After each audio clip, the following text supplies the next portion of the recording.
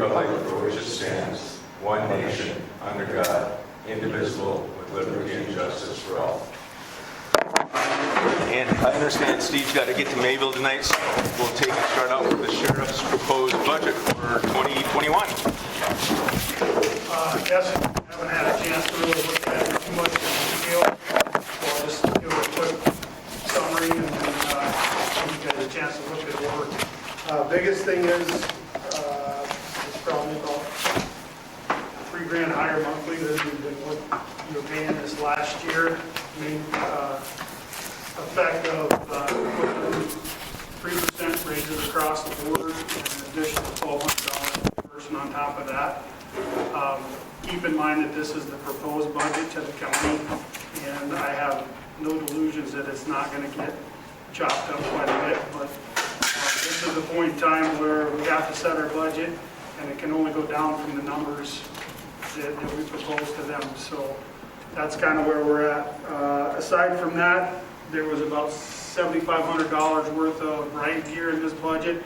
I never dreamt that I'd be putting riot gear in the budget for Trail County, but in the last 3 years, we've had occasion twice that we needed it and could have used it and don't have it, so that's something that's in the budget as well. Aside from that, it's pretty much the usual with inflation and adjustments in there. So give you guys a chance to look at it. If you have any questions, please give me a call and we'll go from there. Is there anything I can address off the top for anybody? I'm trying to remember how the vehicle situation worked out this year. We did help with the vehicle this year, right? For the sheriff's department? You are not due this year. Okay. I think 2023 is when we're scheduled to replace the next one. They both, Dave has been itching to replace the truck or get a truck to the fire department. And the way it works out in 2023, we would be responsible for 2 vehicles here at the city, and I don't know if we want to do that. Yeah, like I say, didn't we bump that one of them went out this year and helped out? Yeah. Yeah, the last year we had the one that blew up. Okay. So that's something to think about. If we're going to move that truck that Ray's currently driving to the fire department, that would be an additional. We're looking at doing that, $53,000. And if you look at Mayville at the county, they're both purchasing vehicles this year. 53 is the number that we're working off of for those. So Sounds like Ford's going to continue to make them now? that's what it sounds like. Good. Okay. COVID doesn't mess us up. Any other questions from other commissioners? And Julie, you've got a copy of this then? Yeah. Okay. Thanks, Steve. I'm available if you need anything. And then you should have gotten the statistics for the month too. Yep, I got I both had of an them here issue for... email in last month. They didn't go through, whatever. I ended up getting them back, so you got... It roughly works 2 months. now. Okay, I'll try it again. Thanks. Steve. Diet Dr. Pepper. Oh, thank you. Drink itself. So we do have the June and July ones that Steve was talking about here, if anybody wants to take a look at it. Okay, has everybody had a chance to take a look at the meeting minutes from last commission meeting? Levi moves to approve. Do I have a second? Second. Mike seconds. Before you guys vote, I think on the last page, right at the top, Did I miss one? on the Hillsborough Day of Service. Did I spell it wrong? No, but I think really what the motion was that Levi moved to participate by sharing expenses in the amount of $200. We don't donate. Oh, We yeah. can't legally do that, so I think that's what he meant. That we what? What do you Sharing want in there? expenses. Participate in the Hillsborough Day of Service by sharing expenses of $200. Sharing? Okay. I think you might I get the will same fix it. result like that, but I move to approve with those changes. Okay, with the changes, Mike, you still going to second? Okay, all in favor say aye. Aye. All opposed, same. And it's approved. Do the presentation of bills, has everybody had a chance to take a look at the bills and sign? Yes. Any questions about the bills? Mike moves, do I have a second? Second. Sean seconds. All in favor say aye. Aye. All opposed, same. Okay, city commissioners reports. Levi, you want to start? Sure.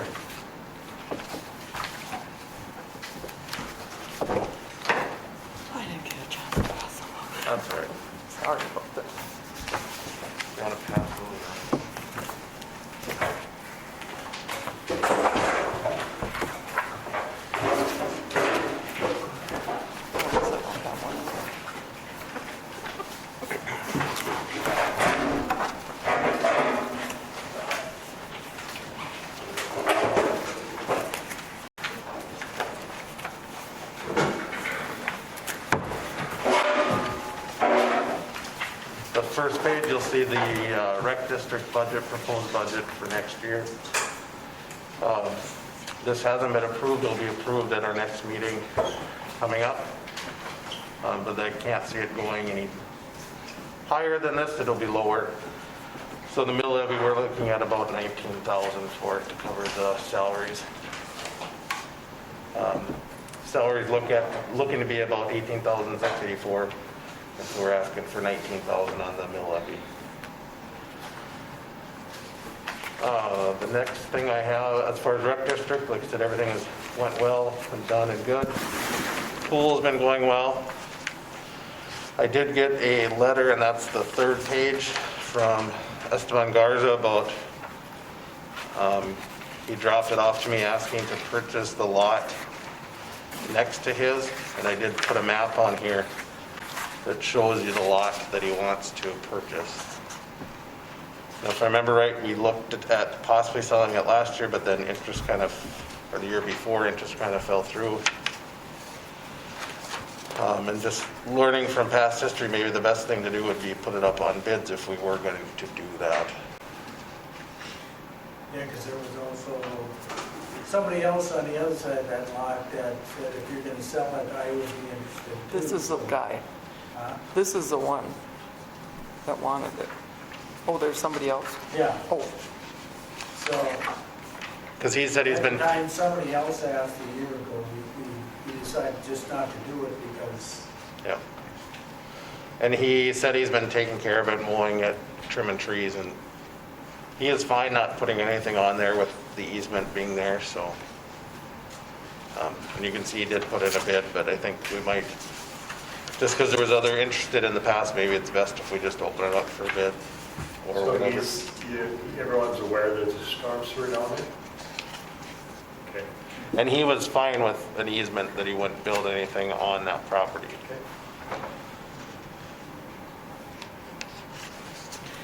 Do we have to do like we did with your lot, Mike, where we have to put it on bids? That's probably the fair way of doing it. I think so. Because the other guy that asked me about it probably doesn't know about it, so he should be aware of that before we sell it, so. You want to have a motion, Levi, to take and bid it? Is that the proper way to do it, John? Is to bid it through the, or do you have to? For this amount, I think that's appropriate. Legally, you don't have to, given the apparent value based on the offer, but when you have two parties interested and, it might have a value more than 500, so I think that that's a good, And I did ask the county what the value is on it, because there isn't a value on it based on, because it's part of our property, but they said they based it on 32 cents a square foot, so it'd be somewhere around 3,500. yeah, and at that price, at that value, we should bid it. Okay. I'd move then to put lot number 06231-000 up for bids to be turned in by the September 1st meeting. Okay. And do we have to do more than 2 weeks of advertising for that, John? I think it's only two. 2? Okay. Oh, look, of late, we haven't been doing much in the way of public bidding. We've been listing with a realtor. But this is such a nominal amount that I think that's the way to go. But I'll make sure and work with And that Levi would- and Julie on making sure we get the right number of publications. And we'd have plenty because we wouldn't have time for the next meeting, but we'd have time for the next meeting. And that works for you? Yep. Okay, Levi's got the motion. Do I have a second? I'll second it. Mike seconds. Any other discussion? Sean? Yes. Mike? Yes. Levi? Yes. Yes for me too.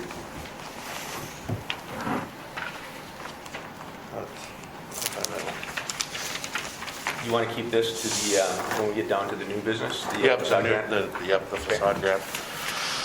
The other thing that Sean and I have talked about, and that's towards the back, we'll do that first. Should be some sheets in there that talk about some different speaker systems. I didn't see that in there. Oh, maybe I sent the wrong one then. Sean and I looked at 3 different speaker systems. I thought I had it in the packet, but I guess I missed it. They varied anywhere from $1,000 to $1,200 or $12,000. The professional put one in would be $12,000. The ones that Sean and I kind of put together based off of Amazon would be about $1,000. Basically, what we were looking at is for if we're continuing to be in this room, or if we have to go to the armory, it's hard for the public to hear. So it'd be a speaker or a microphone at each of our stations and one out in the middle for everybody to talk into. And they're all wireless and then hooked up to a speaker in the room that can be moved around, and we could take it to many different places. You said the quote was 1,000 to 12,000?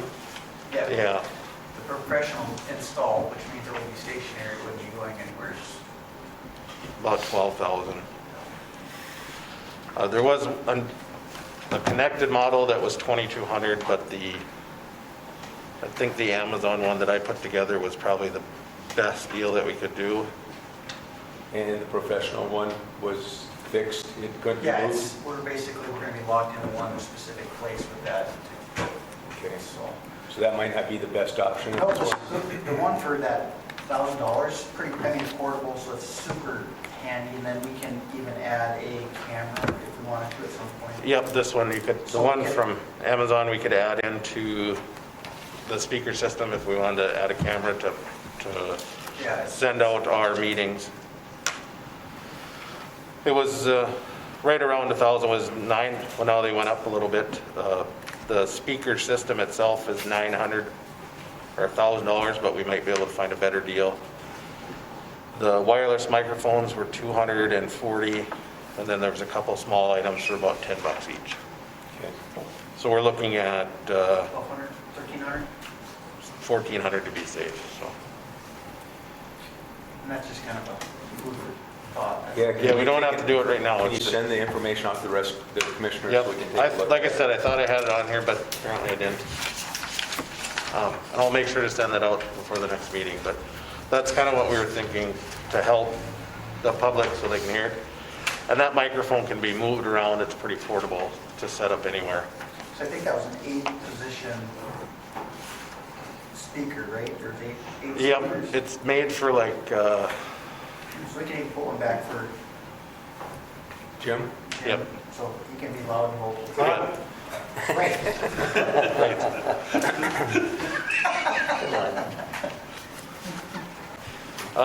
Let's see, the other thing I have is the HEDC had their meeting, and I forgot to put that in there too. They're looking at a new sign, which is, thought I put that in there, but I didn't send that out to you also for the one on the interstate. They're looking at rewrapping that. And then the other thing that they talked about and they were moving into, looking into was a sales tax, sales and use tax. So there is an attached proposal on there that Gary and I kind of looked at and did based on what we kind of stole from JR in his work. But they want to look at a half-cent city sales tax that would be directed just for HEDC. And so if you look at 18.3-09, that'd be the dedicated tax proceedings. That's basically the only thing that has changed from the 2 ordinances that are in effect right now. And then the last 2 pages, one is the sales tax history, how much we've taken in over the last several years, and then the actual total sales based on the 2% sales tax. Which I found it kind of surprising that in 2020, all of our months have been higher than the 10-year average or the 5-year average, even with COVID going on. Do you want to recognize, Yep, and I'll let Gary and Paula kind of speak to this also as to what they want to do with it. They did talked about at the meeting that it would possibly would go to have a measure to go out and ask for a vote by the people, but we did find out that we as a commission can put it on the ballot. but we have to put it on by the end of the month if we're gonna do it. August. Yep.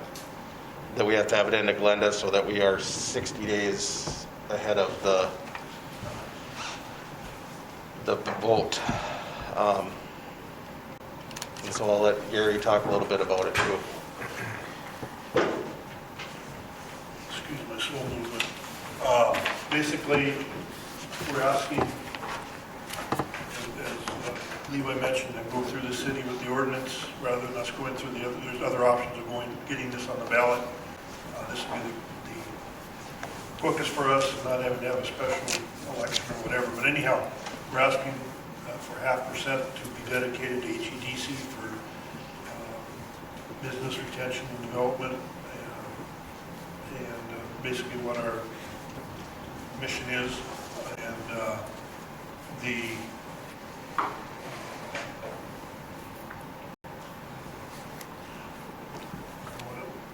what else to say here is, basically our income right now is basically from gaming.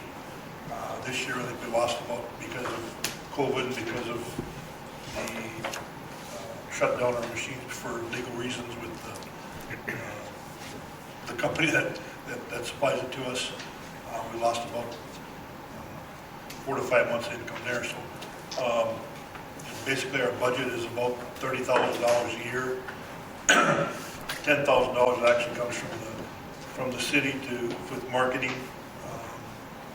And we have about $10,000 which goes back to the city for our payment on the west side development. So we don't have a whole lot to do any economic development with. So we're just, that we would be directly working with. So we're asking for that 0.5 cent sales tax. And I know, Gary, since I've been on with you guys almost every meeting, the question is a revenue generating idea, and nothing has been come up that Well, is we've had some sustainable. couple small ones that give us $1,000 or $500 or whatever. Really doesn't go very far. But if If he we- has another idea, we'd be happy to entertain it, but that's what I've come up with as a income generating idea. Do either two you want to talk to Mark's email back about the previous 1 cent sales tax and how that, part of that's supposed to go to the HEDC? Basically, and I've been bringing that up many times during the last few years. And what I've been told is that money can't go directly to HED because we're a separate entity. We're not part of the city. And, from what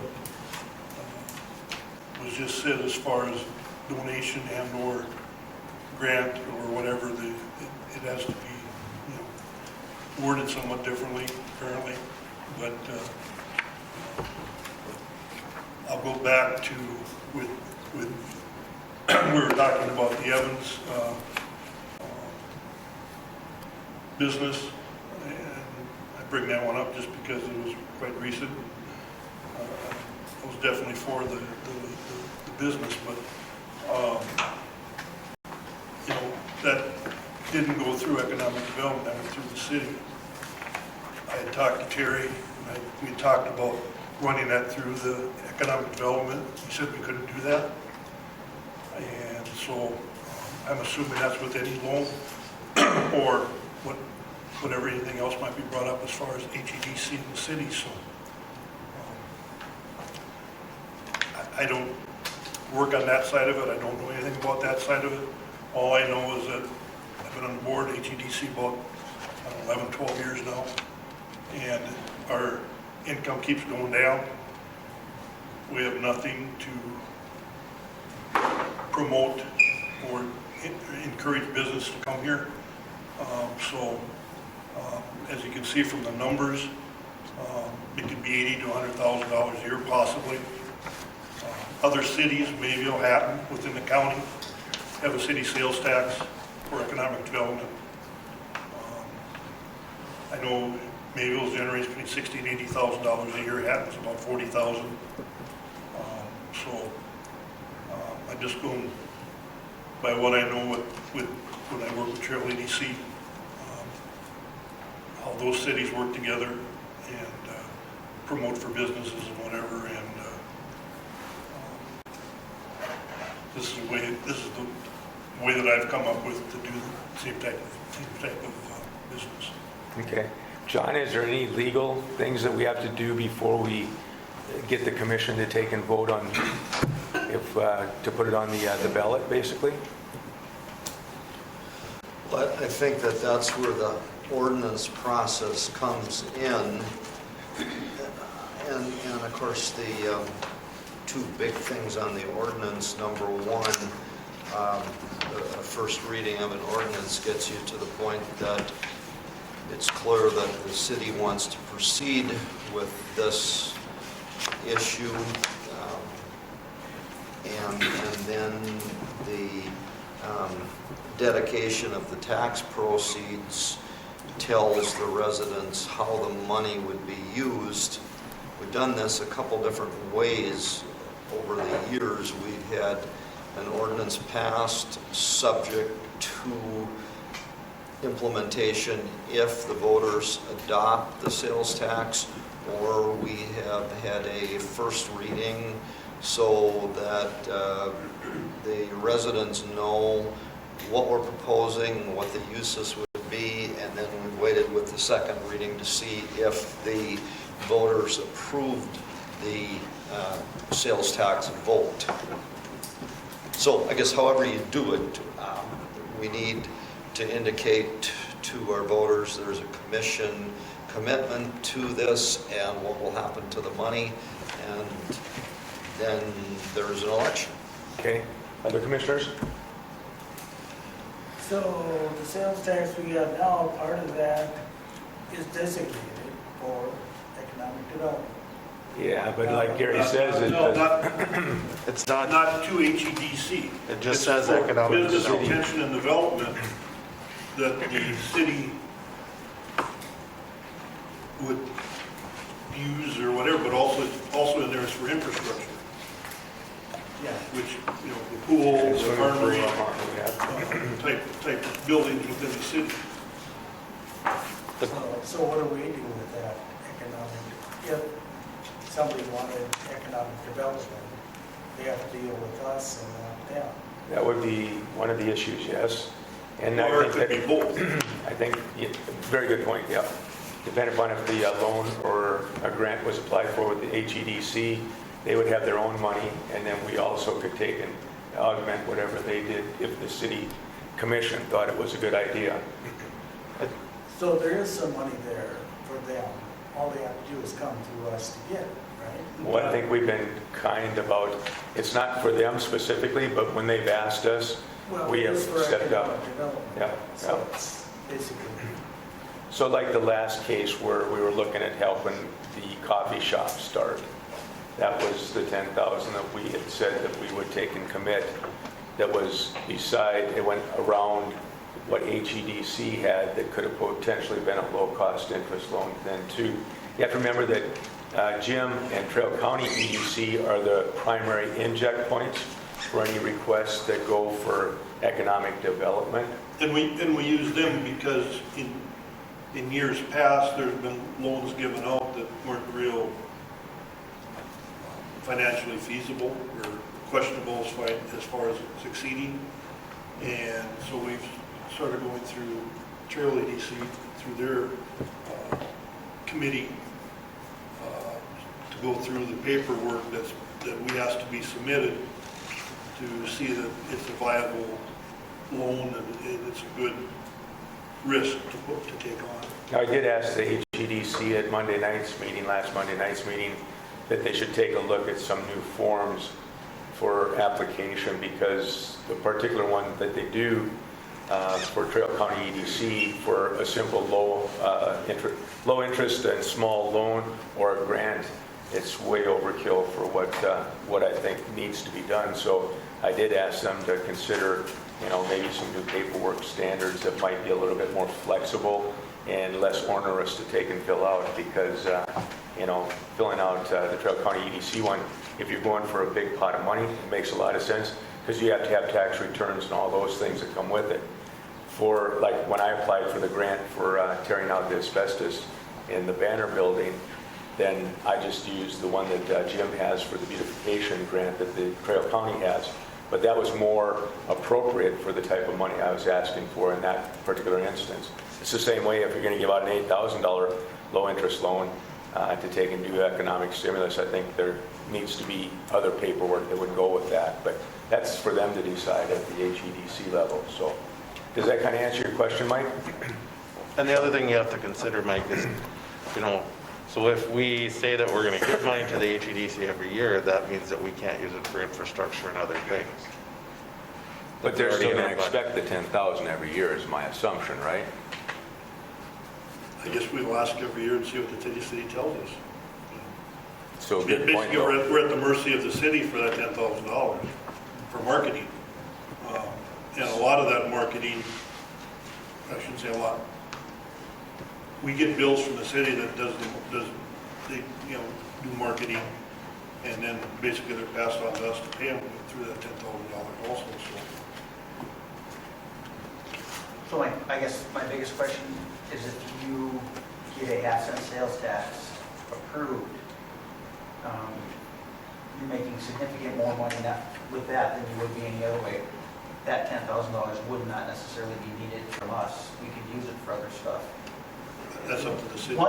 Once we get to that point. Right. But right now, I guess. I mean, like I said, on a $30,000 budget, 10,000 is already coming from the city, so we got, Right. and we had a $10,000 expense back to the city for, I don't know how many more, a few more years anyhow, for the west side that we committed ourselves to, which we had every intention And of, even no at- matter what. 28. So, I mean, the other part of that is, if we look at Hatton being much smaller and they're making an average of 40, you're still $10,000 ahead of where you're at now, roughly. Yeah, but also I should add into that too, that the Hatton City Commission has I call it a slush fund, but a fund that if that's sitting there, that if Hatton Economic Development needs something for a special project or whatever, they can go to them and they have that, they know they have that money there that they can ask for and get. So I don't know what that amount is, but That might be a viable, that 10,000. and we'll be asking the citizens of Hillsborough if they want that half-cent sales tax. But we also have to remember that half-cent sales tax isn't only from the citizens of Hillsborough, it's for anybody coming to Hillsborough that purchases whatever, Dollar General or Cenex or Olson Hardware or wherever, it's just not the citizens of Hillsborough that are being, excuse me, that we're collecting a half-cent sales tax from, so. And I think when Gary and I were talking, we're not looking for an answer tonight, but we do need to have an answer. They need an answer by the next meeting. Well, I think if we go back though, Levi, if we have to have 2 readings, we should have something tonight.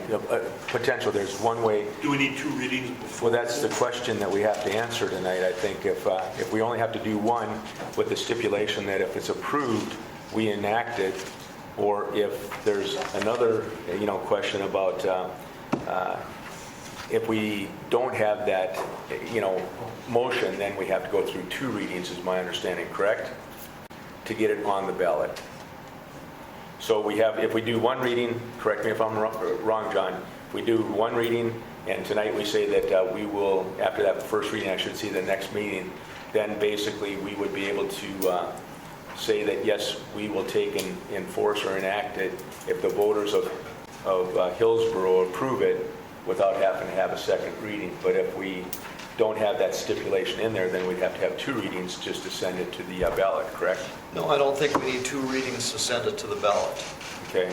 One before and one after. Yeah, that works, but what we're really committing to is we're sending it to the ballot for a specific amount of sales tax and a specific use. And that first reading would do that. We could have a second reading after the publication of the ballot question that will be put before the voters. We could do it after the voters approve. There's flexibility there. So we There's could got to wait be till after commitment to November the then. voters of what we're going to do.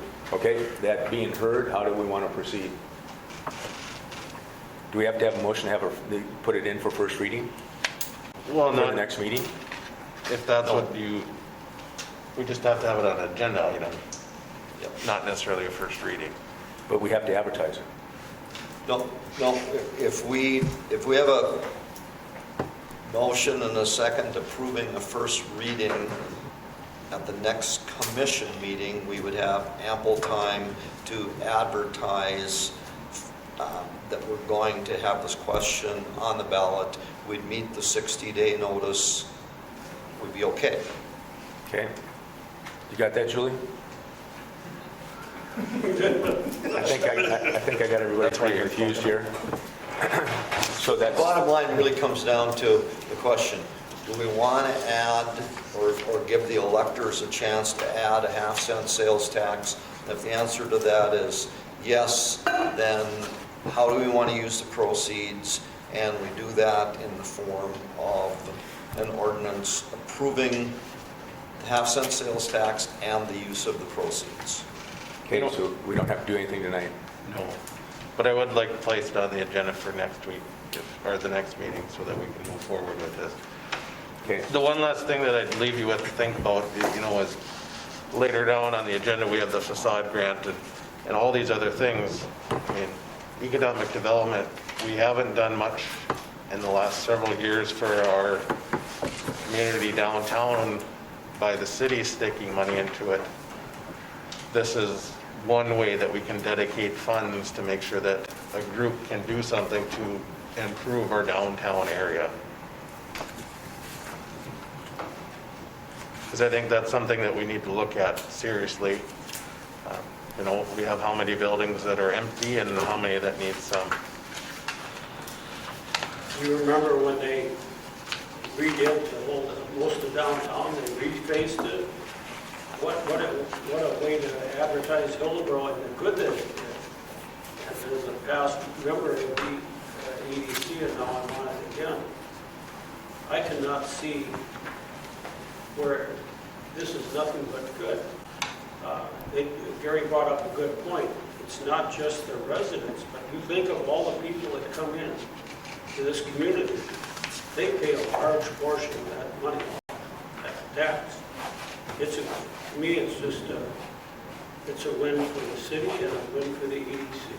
And that's why you have an EDC board, to be responsible and make sure that money's going to good use. I think it's a great idea. And if you look at what funds are going for this year on sales tax, we're looking to take in 100,000, we'd be looking into taking in about $350,000 to $400,000 on our 2% sales tax, so that would generate another $100,000 for each EDC for the year. and the city would manage the applications, or is it going to be the HEDC? As far as the sales, As far as who's going to do the paperwork? We have, we would.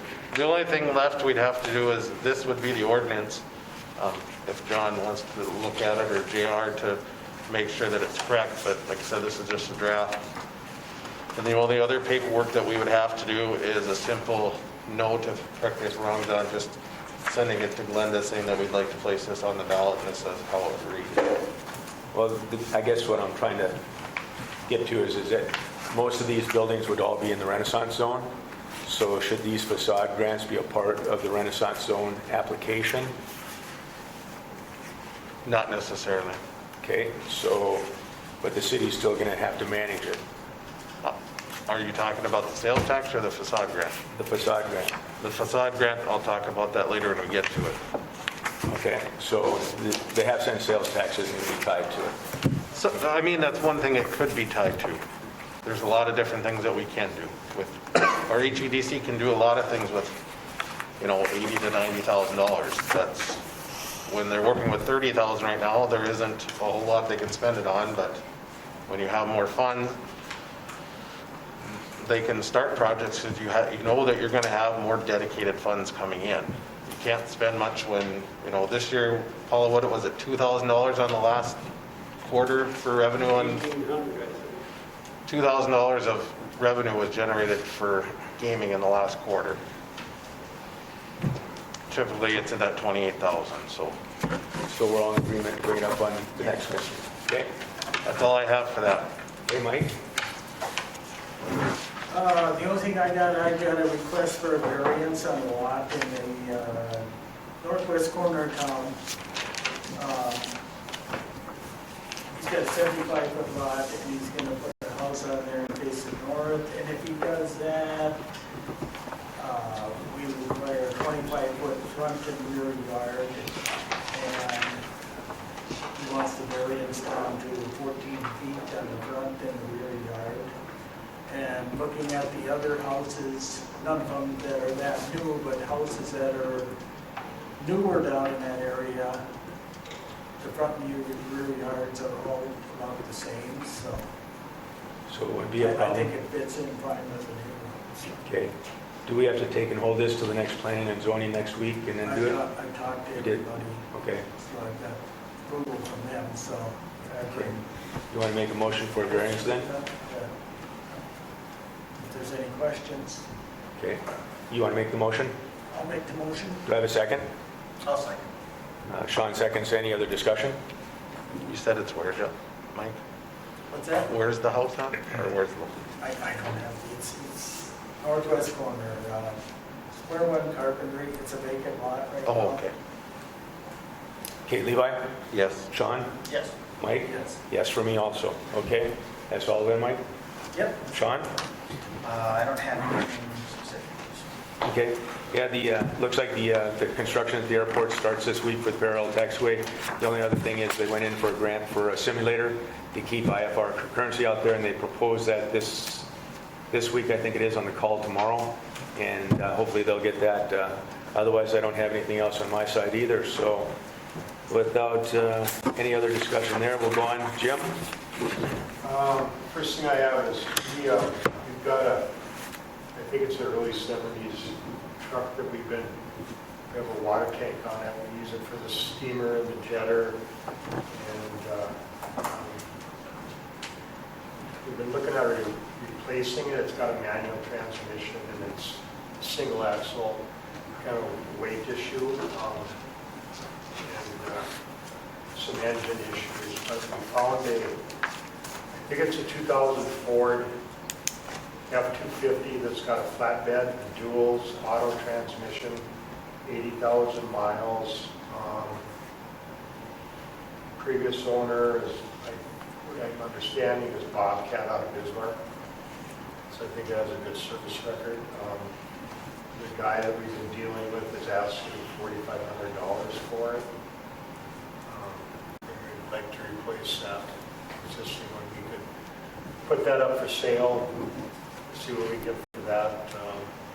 We got a couple other items we could sell and compensate that.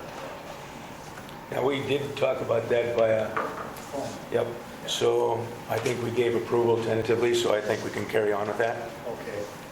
Is there any way we can get a check to him before next meeting? He's been Julie? patient about Yep, Julie? We can do that? holding it, not selling it, so. Yep, coordinate it with Julie then. Okay.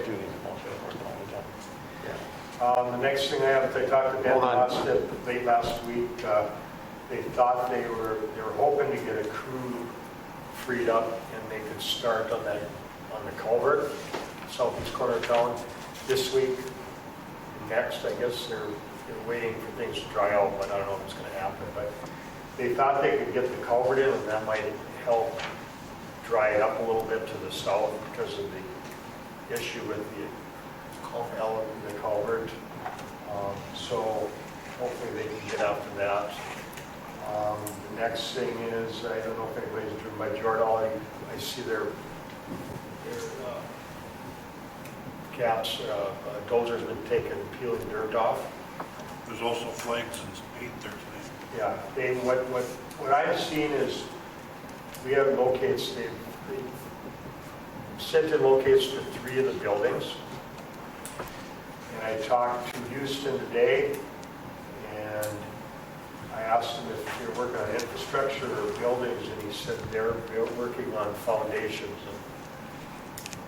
And the concern of infrastructure before came up, and he said, well, that's what Jordan has decided to do. They're going to put in houses first and then come in and water and sewer. Wasn't that the agreement that they had to do the infrastructure before they could build? Well, what good's a house do you if you don't have the infrastructure? Well, you got to have the pipes and all that stuff Well, going they're in. going to have to dig through the front yards and and he said it's unorthodox and it's just, that that's what they're doing. So I also talked to Ben about the drainage and get your blessing, pull the trigger, or you're going to wait on that storm sewer. I'm assuming they're going to build houses, they're building houses out there and it's going to go in. They're doing it backwards from what the norm is. Why are they doing it like that? Because that's what Jordan wants, that's what he wants to do. I'm guessing he's selling lots and he wants to get houses built. Well, those are apartments, though. That's rental property. Twin home. Twin homes. Yep, but it's rental property, so. John, what did we agree legally? He's not gonna put anybody in there unless he's got the infrastructure. No, of course not, but he's doing it, and whether he doesn't have a contractor ready to go on that or not, I don't know what his thinking is or what they're doing, but that's what Brian. We approved the building permits on the basis that the infrastructure was going to be put in, right? Which does, we didn't put a timeline on it, but we thought it would be first. We also approved that as soon as dirt was moved out there, we'd start on the infrastructure. So technically dirt is moved. So, I mean, if he's going to put the houses in, it's going to come at some point. We might as well get it done when we can get it done. Sooner now in the fall than... Does he have a time slot for us this fall? Yes. Okay. Yeah, he's got to get stuff ordered. He's got it somewhat reserved, but he just needs to get it finalized and ordered. He has I think a list of, his supplier has a list of materials, so. And no legal issues that we have to worry about? We can go ahead and just jump out there and do it, John? It's their headache, I guess. If they run into issues, it's their headache, so. And like Levi said, we did approve it, so I don't think there's anything else that we have to do. It's just that it's Jordal being Jordal. Okay. I think we need... This guy's numbers. Okay. Anything else, Jim? Yeah, just one other thing. I met with Charlie Dean and Steve Swanson last week. We discussed some issues with the East Central water agreement they're still working on, and we talked about looping of dead ends that they did have in there, hydrants cost and install and maintenance, monitoring the project as it goes forward, and billing. That's just some stuff we talked about. They're going to work on it, and they'll throw some stuff in there. When can John expect to get in a legal document? You know, like I said, we went over some, he brought up some issues I hadn't thought of, and they're going to put those in, and hopefully not too long, you know, John will have some.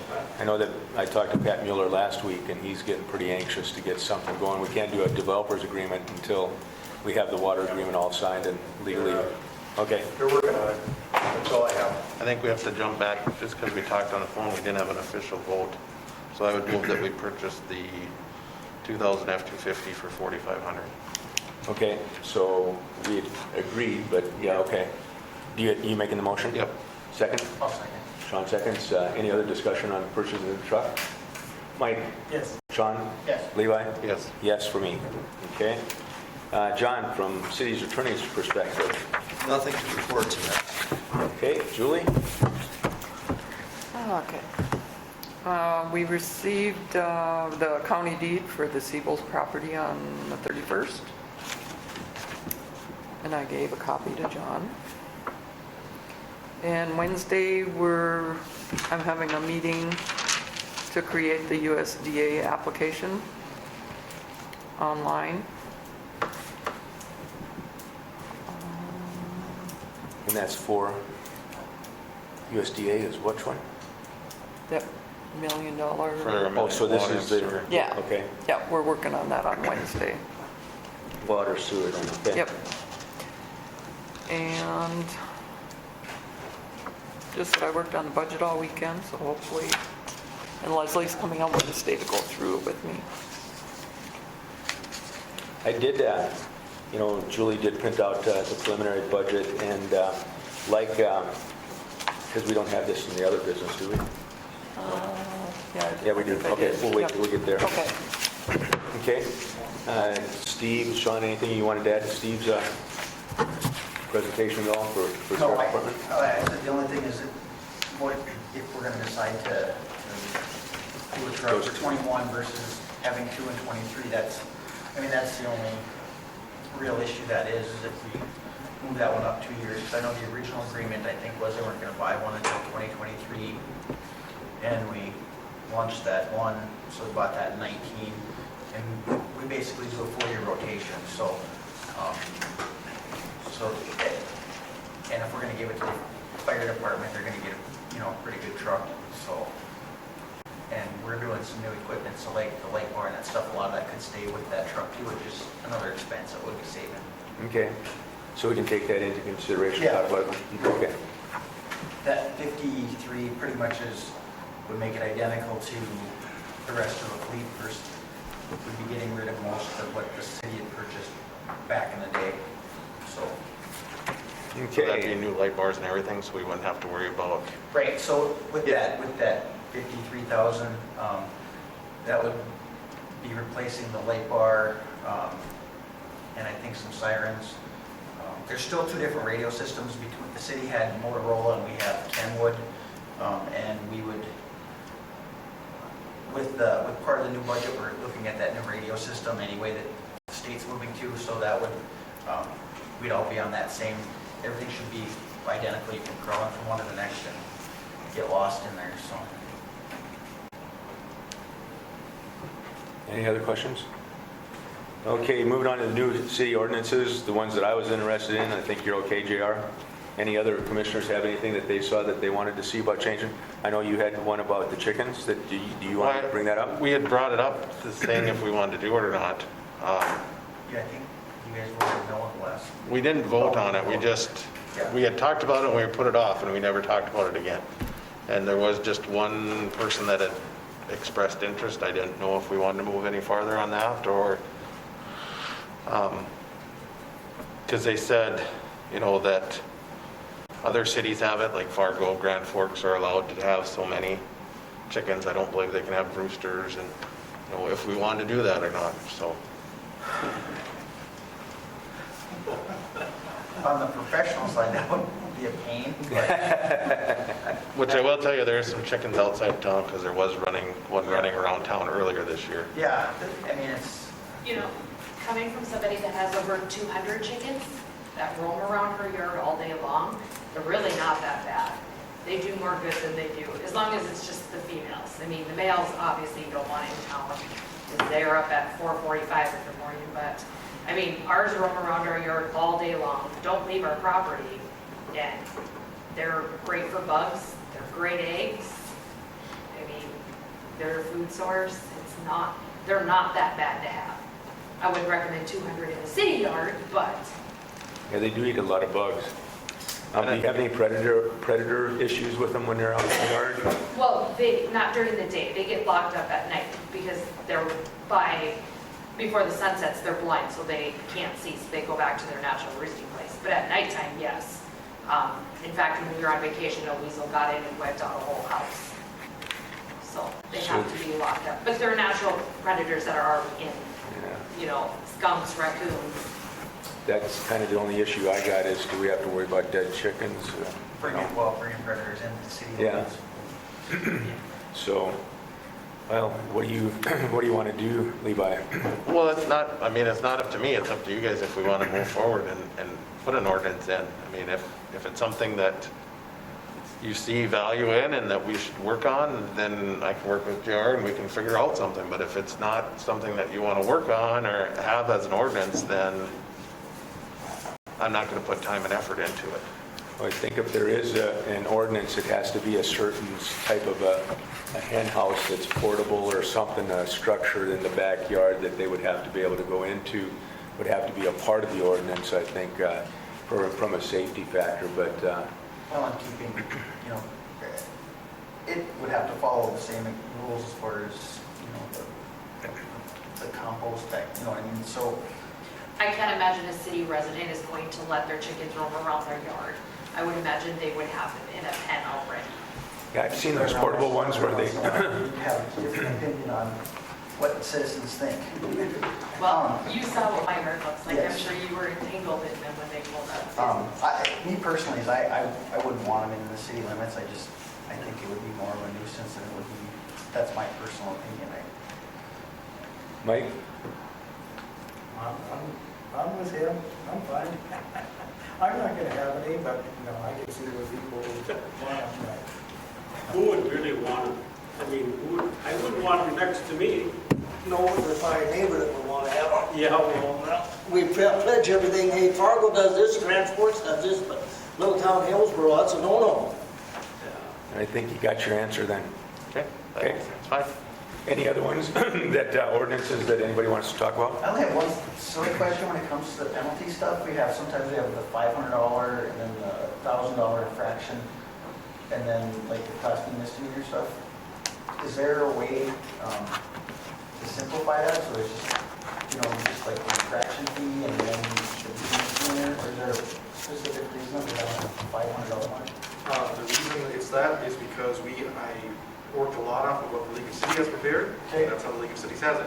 Okay. I really didn't tailor or adjust anything of what I felt was right. And that's kind of what Just what they have. Okay, that's what I thought you You were can doing. surely change it however you'd like to. If you think we should just call it an infraction, a Class B misdemeanor, and set a defined penalty for each and adjust it accordingly, we can Okay. do so.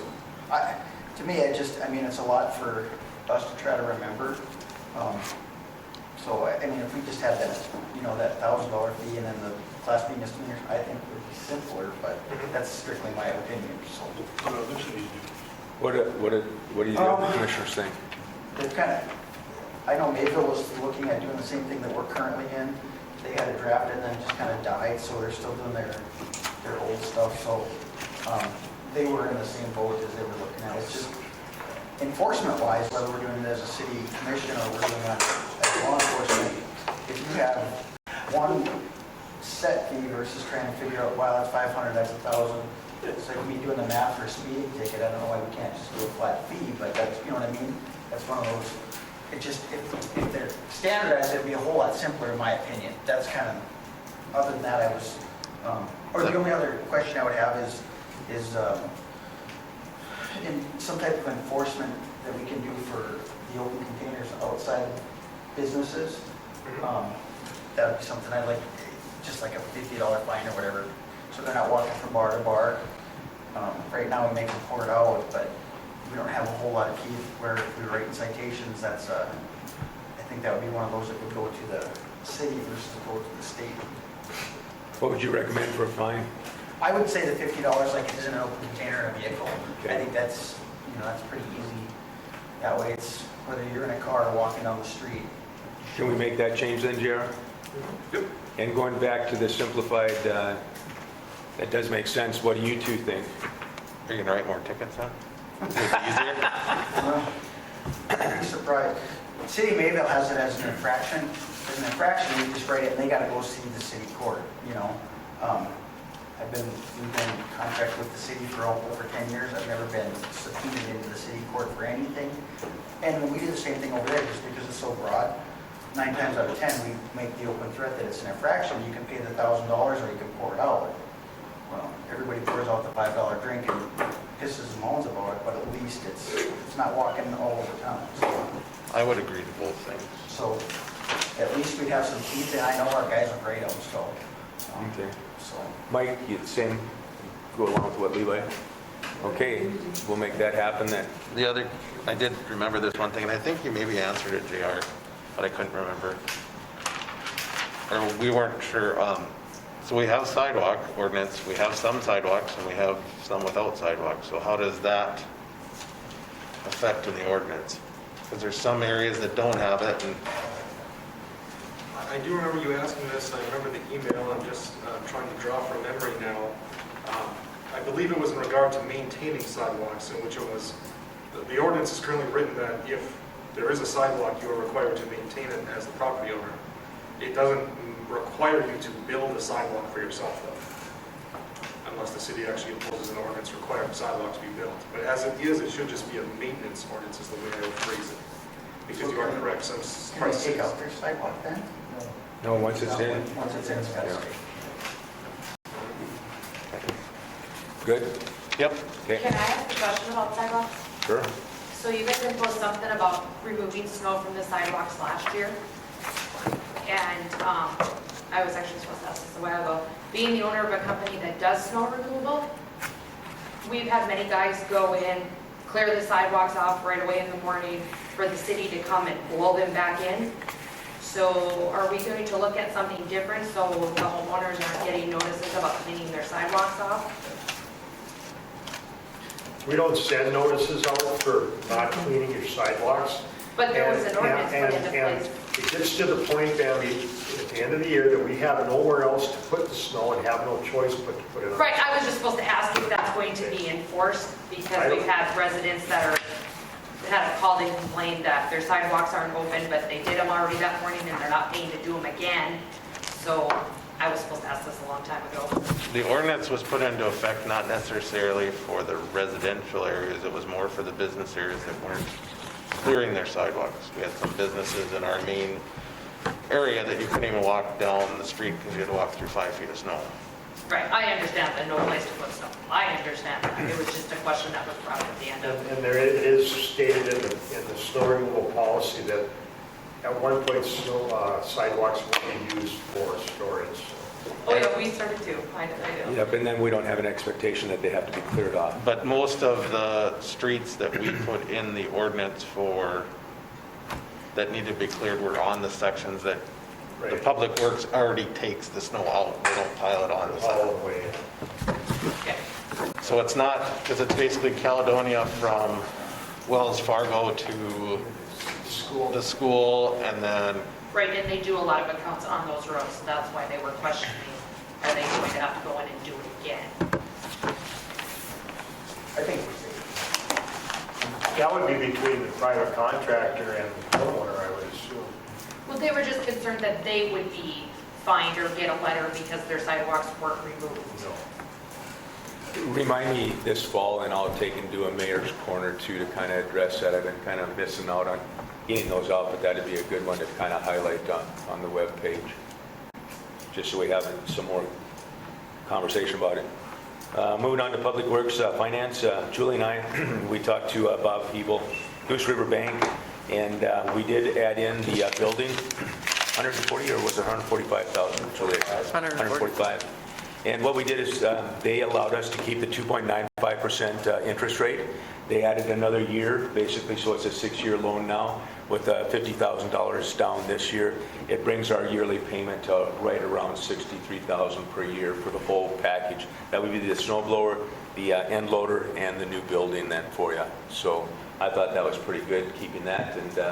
And Julie, I think, has got all the paperwork taken care of with the Goose River Bank then, so. Oh, not yet. Not yet? Okay. So we got that paved. I'll call tomorrow. You're supposed to nod your head or something. Oh, yes, I did. Jordan Variance, after hearing about he's putting foundations in, did we ever get anything back from him? Yes, we did. So we're good to go? Yes. We got a letter. Yeah, I think I put it in. Okay, we got that taken care of. Any other discussion on the Jordan project at all? Okay. Moving on to new business, the downtown storefront revitalization grant. Leva, I'll let you take over. so if you look in the packets that I gave you earlier, there is a proposed facade grant. And basically, you know, we've been talking about this for 2 years, that we need to do something. We're probably not going to get a lot of state money to help us with this at this point. This is one way to help the EDC and for benefit for both of us, the city and the EDC. If you find any city names in there that aren't the city, it's because I stole it from a different community. But I think I got most of them changed. Some of it came out, like I said, this is just a draft. Basically, the facade grant, we do any business in town. I didn't say anything in the Renaissance zone. It was any business within the city of Hillsborough can apply for this.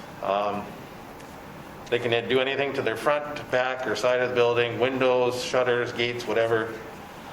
Can't be used for any interior renovations or roof repairs. We would basically set X amount of dollars towards it, go to the HEDC for them to do approval. The max would be up to 5,000. They'd have 30 days to complete the project, or not 30 days, 300 days to complete the project. At any point they're doing something wrong, we as the city or HEDC could revoke the grant. We would require a 50% match up to $5,000. So they would, if it was a $10,000 project, they get half of it paid for. Basically, it's just, we need to start looking at, now that we're in budget season, something to look at. And one place, if we do 20 or 25,000, that'd be a max of 5 grants if we did 25,000. The one good thing is we don't have to find money for the rec district this year in 2021, so that is 10,000 or 15,000 right there that we can use for this grant program. So do we have a specific time? So say we have 15,000 and we have 5 grants that we can look through the grant to see which ones you want to do first? Yep, so we'd leave it to HEDC once they could prioritize it however, but if it's 15,000, once that's gone, then it would be next year before we'd keep the applications and they could use them again next year. So is it a first come, first serve, or is it? Yep, Which is better pick? Well, to begin with, I don't know if this has even gone through the board. It hasn't gone through HEDC yet. Okay. This came up after the meeting. Okay. Part of it, I wanted to see if you guys even wanted to do it. If HEDC doesn't want to do it, it could be something that we could do separate on our own, but. And to answer your question, actually, we're going through that right now. Trail ADC has a beautification of daycare grants, and so it's, as the committee, it goes through and reads them, and we prioritize them as far as what we feel is most important to get done. Okay. And so it just depends on how many grants you get, how much money you have to give. Nice upside for the city council, if I may. Sorry, recognize. Thank you. Is that if you let HEDC be the bad guy and tell people no, you don't have to be the bad guy and tell people no. How does it fit in with Trail County, Jim? Would it be, you're kind of the first point of contact that goes to the HEDC, I'm just wondering how to synchronize everything. People work on this autonomy. You just let them be the committee that decides where your money goes. Then you guys vote on it, approve them, and at the end, say So we, looks good or doesn't look good. Because part of In this this, situation, we're not even, I'm just bringing up trail as, in the fact that we're doing that now, some grants, because we have some monies that we can use for that right now. and I did put in here, just as an added benefit, if they have to submit a building permit with it to the city, and if they do submit it with it, then they get their building permit waived. So it's one little perk to doing it. Just something simple. You think about the long term. Sorry again. Sorry, Mr. go ahead. I'm trying to figure out. But if you're improving the value of the storefront, you're improving the value of the property. Long term, the investment will pay off for the city, over time. It's that time value of that investment. And Can this be retroactive? So if Paul's doing something to the front of his building, is it something that we consider retroactively too, or is that out of the question, or? It's whatever you guys decide are the rules. I hate retroactive. How long are you going to go back in time? I don't know that Make another set of rules. I wish we would have had it for Paul, but, sorry, Paul, but you're working on it, kind of sparked me thinking of doing Doesn't it. matter, I'm used to getting screwed. You want to talk about how bad I am? I paid to redo my whole road. And when it was was done, less than a week later, it tore Randy Habeck's roof off, and he got all paid by insurance. That's how my luck is. Nothing will hurt my feelings. Wow. Rick, go ahead. Well, I like the idea, what you're talking about, Levi. And I don't know if it could be retroactive, but I mean, everything we're talking about, EDC, and you happen to be a victim of no money, and, you know, this whole thing makes sense, doesn't it? Mm-hmm. So, you know, if you can make it retroactive, maybe you can help Paul, maybe you can help him, you know? I'm all for it. Do it. And that's why I didn't say to downtown area. I think we have businesses anywhere that could use it. You know, you even look at the grocery store that put new siding on, how much newer and revitalized that building looks now. Sometimes it doesn't take much, and we have several businesses downtown that, you know, maybe we just need to help them out to bring more people down. And you look at our sales tax dollars are going up this year, so let's help our businesses out that have been struggling through this many lulls. Okay, And this is, you know, if we did it, it would just go into the budget as a line item, 25,000 or 15 or whatever we want to set it at. So that's why I wanted to get it in before the budget came. right, because we have to do that on the 10th. So where do we get that money from? Well, like I said, we don't have to pay for a rec district this year because we're mill levying for that. So it would come out of the general fund, right, Julie? So just like the rec, did that come out of the general? Let's take a look at it. We'll find the source of the money, like you say, for the rec district. And we can always start small if that's something that we think. Right. If it becomes something that we can. Well, like I said, this is just a draft. This is just a starting point. We can. And I'm assuming this is coming out of next year's budget, so probably the money wouldn't be available until Correct. later, so that we wouldn't have to worry about it this fall. Well, it depends upon, we might have some fallout money too. We have to wait till we get done with the budget. No, I understand. Yeah. I'm just The only thing that I'm thinking I'm just about, looking at, it'd be easier to start new if it's Yeah. after construction season, the only thing I'm thinking about, Levi, is that if HEDC doesn't really do it. is how do we tie the dilapidated buildings and the ordinance that we have where we can force an owner, you know, to basically tear that building down if they don't rehabilitate it. That would be a nice first step before this too, and I'm just trying to think if there's a way to link those together, because, you know, if you let some of these buildings go too far, and I'll use the Banner building, you're not going to fix that puppy up. That's just done. But now I'm looking at the sports bar. If we don't start to, you know, look at some of the issues that you have over there, that one's going to be probably getting beyond repair too. So is there a way that we should look at enforcing or giving warnings to those buildings before and say, hey, here's a facade grant that might not cover everything you want, but it would be a way to take and get some of that money invested in there?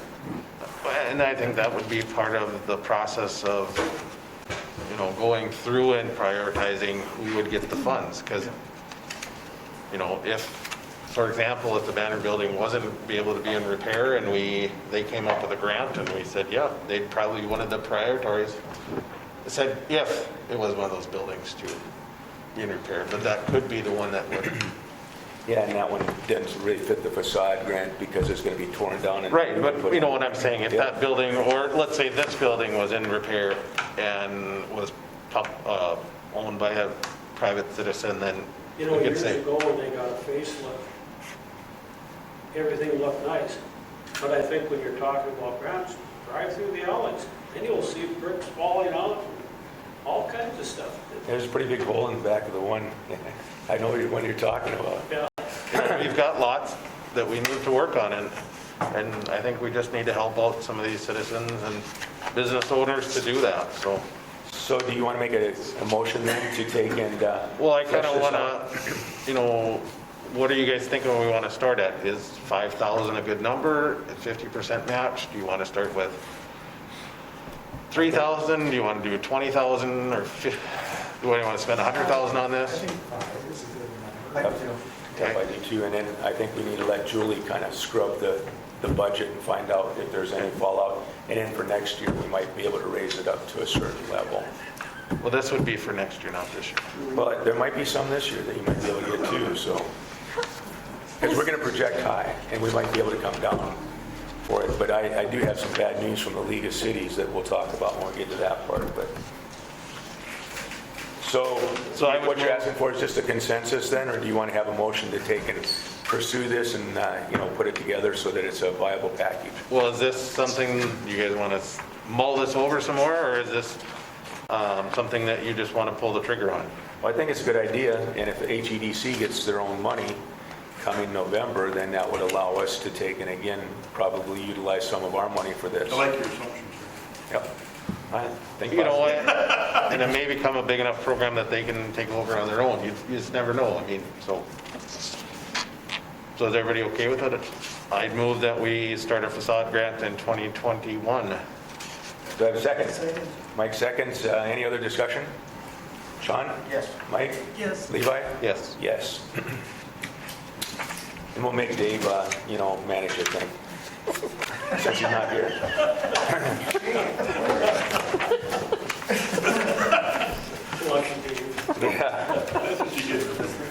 Okay, we got that taken care of. City of Hillsborough website. The only issue that I had, and I talked to via email, I just want to make sure that we continue to coordinate everything through the city auditor's position so that we have a pulse and that there's something that's not done without all of us having a chance to weigh in and ask any questions that there might be. In this instance, I think the park board is a great idea to have information out there, but I want to make sure that now we're one person down, that we're not going to swamp Julie or Des, being able to put stuff up on the website, and kind of getting a little bit more information, Levi, about what exactly does Cody want to put on, and what I guess I'd like to know a little bit more about exactly what we want to do. Yep, so Cody just basically wanted a place to put the minutes for the park board up, because right now they just have a folder of them, so that way they're out publicly for anybody to look at. He wanted phone numbers, and he'd maybe put the hours of the skating rink and those type of things. Because we apparently gave him an email address, so that was the next step that he was looking at to start getting that done. And so it's no hindrance on our city staff, because it's one web page or 2 or 3 or whatever they would need to do, and they would have access just to those pages to change. Yes, But who to contact to rent on there too? I will pass that on to him. So it's more than a link, it's actually web pages on our web page. It's a page within our page, Okay. So we have our main site, and then we have our different pages. His page would be on ours. We're just hosting it for him, but the only access he has on it is just those certain pages. We can lock out so that he can't have access to the whole city website. He has just access to the Hillsborough Park board. Park board. And there's no back doors for them to get in or anybody get in? Okay. No. Any other discussion from the other commissioners? No, I like that they can go to Hillsborough website for one thing, and, so it's easier for them to figure out that we're a great place to meet. Yeah, like I say, I just wanted to make sure we make these decisions and And it's right in the same spot as the rec district, so it's rec district park board. the 2021 budget. And again, I'll take and ask Julie to go give a quick synopsis, and then we'll talk a little bit about this. I went into the League of Cities, basically has put out for the 2021 budgeting process, and there's some pretty dire predictions according to what they see statewide for revenue. And it could, even though our revenues might be looking pretty good on our side, it's going to impact what the state will be able to take and give us as a city. Basically, the oil revenue has got to be at $48 for the general fund and all those to be filled up, and it's been, I think today it was at 40 something, but they're projecting again about a 10 million from 2019 to 2021. It's about $11 million less in revenues that they're predicting, about a 10% reduction in state aid for 2021 that'll be coming. that also impacts the highway tax distribution. And fire insurance premium tax also is being impacted by this. And then they talk about the oil gas foundation tax. All these are basically down. It talks about 7,500 wells right now are shut down, resulting in a loss of 10,000. I don't have my glasses. Julie, what's that one up on the top line? How many per barrel? I gotta put my other glasses on. 10,000. 10,000 per barrel? No, 510. 510,000 barrels per day of production that they don't have, and they're down to one fracking crew out there. The rest of them all been laid off. So you can see where they're projecting no prairie dog money for next year at all either. Don't think about any this year. So again, and then the one I wanted to talk about, since we did talk about the health insurance last commission meeting, they figured that we should probably raise our expectation for what we're going to pay to 15.5% more. They expect between 10 to 25% increase in health insurance costs for this next year coming down the pike. So, and that's just kind of, that's the state PERS program. But again, I think our health care costs will be done too. So, or will go up too. So I just wanted to kind of set the stage for Julie, in a bad way, I guess it is. But our budget, we have to really be pretty cautious with, especially with some of the expenditures that we've done this year. So Julie, I'll let you take over. Well, I didn't get that much done. I went through it, and I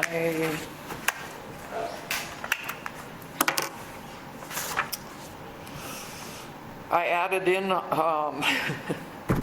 the healthcare, and it's high. Now, And I only figured 3% raise, not 15. Now, some of us don't need the health insurance, on the commission side, so you factored everybody in though. Okay. Yeah, just in case. So there will be some savings there then? Yeah. Okay. And there's some savings because not all employees. And that's our rates right now. Because I called out there and they said that they were bidding on insurance plans right now, so they didn't have any amounts. But our rates are going to go up on next July 1st. But this is for all family, for all 8 employees, but Right. only 3 possibly will have it, maybe 4. I'd say 4. But that's a pretty hefty increase though too, Levi. It is, but Yeah. I think it's important that we have the health insurance like we talked about, even though we did get an email that I'll have to answer. But I think that's an important part of our employee benefit package going forward. For the commissioners, like I say, I think there'll be quite a few of us that have our own. So, but any other comments from the other commissioners? we've talked about before why we don't necessarily need to have health insurance for commissioners at one time. Not all of us take it. And, I know Dave expressed interest in it and talked to me about it and asked if when I made the motion, if it was for everybody, and when I did it was just for the employees. And I guess I thought that was my thought process too, just the full-time employees. I don't know that. I think the discussion, if I remember right, Levi, didn't we talk about the commissioners that were getting it, that didn't take it, or did take it, would be grandfathered in. The rest of them, the next time we have a new commissioner, then we won't have any life or health insurance? We had talked about that, yeah. But, the other aspect is, do we just do away with it and possibly raise the salary of a commissioner? Because, that was the other comment that he had made, that we haven't raised it for many years. Not saying that I'm doing this for the money, but just the thought. And that would save quite a bit of money. How many of our commissioners are on the insurance now? 2. Okay.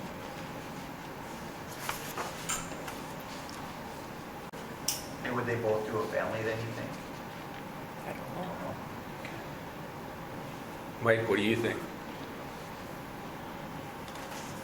I shouldn't be saying anything here because, yes, it would help me, but I'm not gonna go there. Yeah, I think that was the reason we thought about grandfathering when who had the benefit, and anybody that came on after that wouldn't get any of those benefits, so. Well, and I think we talked about it, I just don't remember if we made a motion that we actually did it or And I not. think we kind of just said we're going to study it, so. Well, and we talked about it because it would be the next, when we talk about our ordinances, so. So Sean would have been the only one that would have been impacted, basically by it, since he's the new commissioner. Not saying that, family health insurance from the commission, from the city would be nice, but I don't feel comfortable taking it personally. Yeah, I don't need it either, so. It's easy for me to say, but again, I think we have to think about the people, the two that do have it, so. And Dave's not here, can we take and maybe talk about this at the next commission meeting? Oh, no, there's only one. Lorraine was the other one. Oh, Lorraine was the other one? So Yeah. the only one. Okay, so Yep, it's Mike, yep. okay. Well, But Dave, I think, is because he's Because retired. he retires in May, Yeah, you can be done. Yeah. so he might want you it. might want. And the other thing that came up, one of the employees that talked to me about, we gave, with this health insurance, we gave a fairly nice, if you look at it as a raise to some employees. Do we look at giving those that don't take it something? So that's another consideration that we should think about. And I that was, struggle with that. I mean, I do struggle with that. It's not a raise, it's a benefit. It's something that, it's a necessary evil. I mean, if we want to have high turnover and continue to look for staff, I mean, that's, because right now, essentially, if we have half, we're still, I think, money ahead because we're not paying, there's not everybody that's doing it. It's always an individual, depending on the individual coming in. and we did retain an employee, so that was important. I talked to the state guys, and that's what they do. They give them what they need. I mean, if they have a family, they get family. If they're single, they get single. And for the county, we're doing the same thing that the city did do. It's the free single, for that, and then it's big bucks. And we've got staff, I think there's a turnover rate because of that, so. Yeah, I struggled with that email that we got, trying to figure out how to answer it. I did respond back saying that we did, I didn't respond back, I just said that I got your email. Thank you for your input. If you'd like any other to come to the meeting tonight. I looked at it and I couldn't figure it. Come in here, and Yeah, and talk about it, but, Gary, can I say something? sure. This affects me a lot. As of next Friday, my wife is retiring. She will no longer be covered by her health insurance. She had a deadline to opt out and opted out of continuing that plan. So as of next Friday, we need family medical insurance. So that would be two individual full-time employees that would So I need need it. to leave here tonight knowing that we have medical insurance. And that was not, I don't think our conversation here was to get rid of it. No, Yeah. okay, It was just talking about the others. I just wanted No, to make yeah. sure. No, we're not going to take it away from you guys. No, We do have one employee that turned down a job offer. yeah, So no, it's just the damn email. it's available for those that need it. I just don't, I would love to give everybody X amount of dollars because they didn't take it, but at the same token, we have to start somewhere. we chose that and knowing that we would be covered, so. So I think I'm hearing we want to keep the status quo the way it is, what we approved at the last commission meeting, and also for our one commissioner to be able to keep his life insurance. Now, the question is what, did I say life? Health insurance? Sorry, Mike.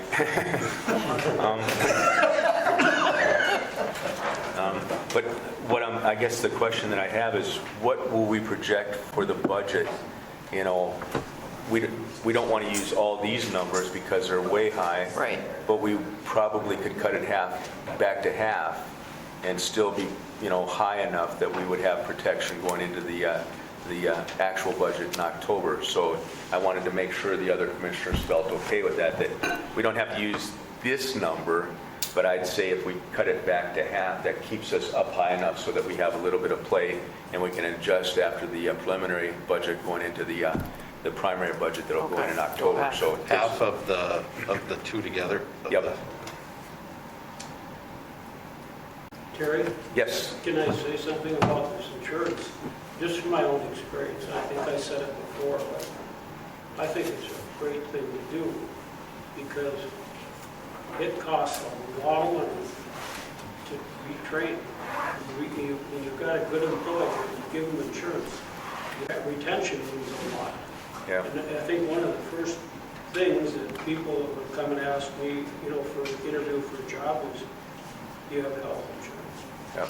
And I think it's important, Rick, too, that it kind of makes Hillsborough, more socially reliable when it comes to what the image of our city is, too, that I think that's an intangible that we can't pass up, so. So I've got a question too, because we'd be losing some of our insurance in about a year and a half. Now, can you opt to take it later? It would be, I think, the same way that we did with Jim. Okay. It's when that situation comes up that you need to have the When a family life-changing insurance. situation Yep. comes up. Then you Okay. come back and we take and plan that in then. And Yeah. maybe we just need to draft something to put in their personnel file that says on X date, I'm taking family health insurance and willing to forego the raise for 2 years. Nothing fancy, but And we do have to go back and redo the handbook too, to make sure that we did reflect Levi, that in you there. say to opt in, yeah, the opt-in. so maybe you want something to opt out to? I don't think you need to, you could if you're going to opt out of. Well, we'll be opting out in July of 2 years from now. So it'll happen in the middle of the year. That great See, Medicare. Mike asked about it too, Mike Coleman. Which you could opt in and then opt out, which I guess that would be. Just, maybe I won't be here in 2 years. Don't get them started down Might that be road. life insurance. You might be like, Okay, anything else, Julie, that we want to do for the budget? You said we might have to have a special meeting. as we Yeah, because scrub the, I'm going to have Leslie go through it. She's coming on Wednesday, and we're going to go through everything, make sure I didn't look at something wrong. Remember that we can take AE2S if you want some more advice. Okay. We can get them to do a look at it too if you want. Oh, okay. Okay? Can I ask a question? What is this MIF fund? Where did that come from? Does anybody know? It's a, Municipal Infrastructure Fund. yeah. Where did that money come from? It's a lot of money. Is this coming from the state? Yes, the state. Oh, That's part of what we were talking about in here. oh, okay. That's part of So that just what we sits there. can't count on as much next year. Okay. Just let it sit there? Okay, anything else, Julie?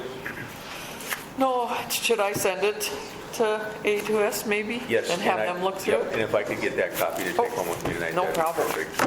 Okay. And I'll take out the insurance or before I send it. Cut it by 50%. Okay. And that'll give On us both? extra. Yep, on both of Okay. them. Yep. Did you come up with a number when you calculated it? for what? When you added the two together and divided by half? No, I was trying to figure out, I had made a comparison, but it wasn't coming up. The internet's not great. Okay. Oh, here it is. So last year, when I compared and did them, and this was with 3, this is just the health insurance, our employees would be at $100,057.20. That's with 3 employees on families.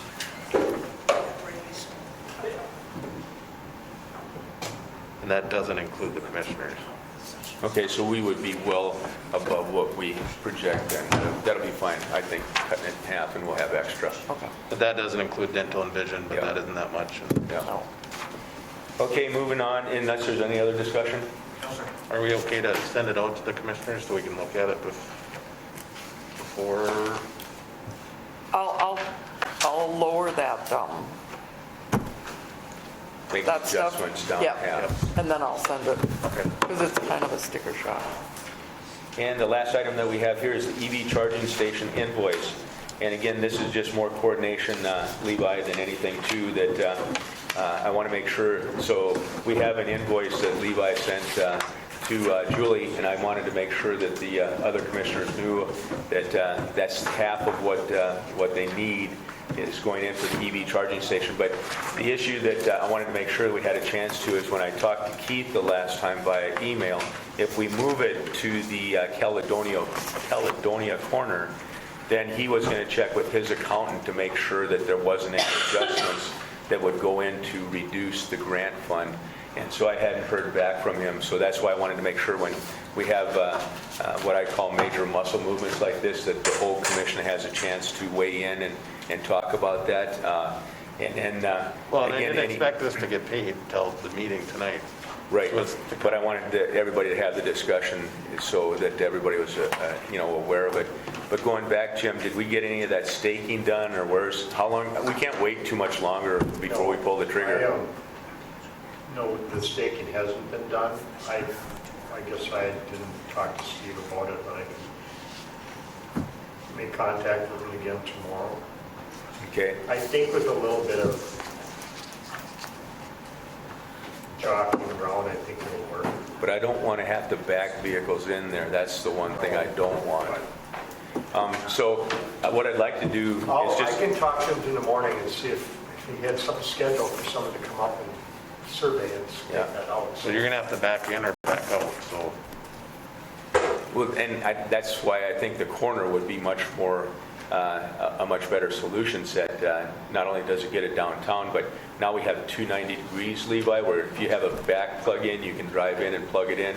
If you have a front plug-in, you can use the other corner and drive in and plug it in. So I think that I'd like to take and ask the commissioners if we could take and talk about this and settle it next commission meeting, because I would like to, Levi's got the, the invoice here, and I want to get this money obligated since we're going into this budget season where we don't know what's going to happen. And if there's any money that's out there laying around, they'll be tempted to take and grab it. So if we can't get something that's reasonable at the substation, then I'd like to take and have the commissioners think about committing to having it on the Caledonia corner so that we can take and, again, get the obligation. We can work with Paul and his team and get that all coordinated up. And then I did send the information about the corner that we were talking about in Caledonia there, so that Keith had that, and he was going to talk to his accountants. But I'd like to resolve this one way or the other next commission meeting if we can. I just don't think, Terry, the perception of that you want it by a business that you're going to put in is not great. It has nothing to do with it. But I just said the perception of that doesn't look good. The second thing is that for the best of this, the more use we're going to get is if we have it down by the interstate. People aren't going to travel off to come downtown as much as they would use it to go to Burger King, Subway, Casey's, Cenex. If we can't put it at the substation, maybe we could find another area down there. The only requirement is that it has to be on public land, so they'd have to either sell us the little section of it so that it just has to have public access according to the grant. I did, just so you guys know, I know a couple of people with electric cars, and they're far more apt to use it if it's right along the interstate versus being in town. They didn't think that they would travel in town as often to do so. And that was, I talked to one of our district judges, he does it, and then he referred me to one of the people that I chatted with, and they were more inclined to, if they were going to come in, to just be right off the interstate and back out. So, not that that's a huge, but it just, that was 3 people that kind of gave that opinion for a quick reference. And my wife did talk about it at work, and there's some doctors that travel back and forth, and they said the same thing, that they would stop here if it was right off the interstate to grab a coffee or something. And part of the benefit of having it right there is, when we did this, when we wrote the grant, to say that if they go in and charge and say it costs $10 and they go to Casey's and get a pop, Casey's can give them coupon, and now they only have to pay $6 or $5, so it benefits that business. We're not going to have that as much business benefit on the downtown location because there isn't as many fast stops for people to stop at. That's And I just can my make thought the on opposite it. argument that you're always going to get, cars coming into both Cenex and Casey's, and maybe it's better for us to take a look at trying to draw them into downtown. And if we do get a coffee shop and some of those things downtown, now you're benefiting the downtown as a whole. We also have to take into consideration Casey's is starting to put Tesla, rechargers or stanchions in too. So what happens if Casey decides to put 3 stanchions in like they did down in Fargo? Now you have a variable, whereas again, being able to draw them in. If you go to Grand Forks, there's nothing along Interstate that has a charging station. They all have to go in. Minn Kota, they have one out there, and most of those are in the downtown too. So again, there's 2 sides to the coin that we have to think about. Is it better to take and try to draw them in and give business to downtown and help build the downtown, especially knowing that these things are going to start popping up all over the place here in the near future?